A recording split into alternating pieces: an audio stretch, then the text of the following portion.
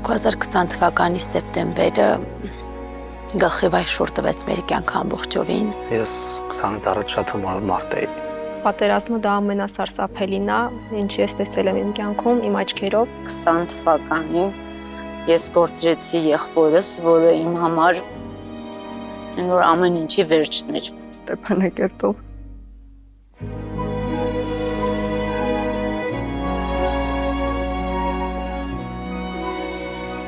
Քայլում էի ու չէի հավատում, որ վաղել չեմ լինելու։ Ես ինձ ինչքան հիշում եմ, փոքր տարիքից միշտ կորցնում եմ, բայց որս ես տպավորվի 90-ականների պատերազմից հետո ծնողներիս եմ կորցրել պատերազմի հետևանքների պատճառով, բայց որ ֆիքսվել է իմ մոտ, դա եղբորս կորուստն էր, որովհետև ես էի իրան պահել, մեծացրել։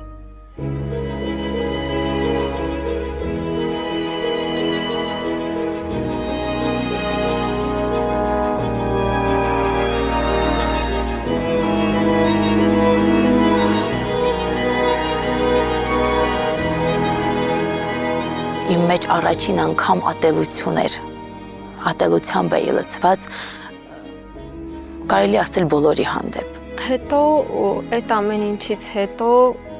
մի այլ կարգի սառնություն ու անտարբերություն ա լինում քո մեջ, անտարբերություն կյանքի հանդեպ, ամեն ինչի հանդեպ ու այդ ճանապարհին քեզ օգնություն ա պետք լինում։ Համացանցից տեղեկացա հայկական հոգևոր վերականգնման հիմնադրամի մասին, հայտ լրացրեցի ու սկսեցի մասնակցել այդ վերականգնման փուլին, որը շատ օգնեց։ Հանդիպումների ընթացքում կար փոփոխություն մարդկանց մեջ։ Թեկուզ հանգստությունը դա մեծ փոփոխություն է, որովհետև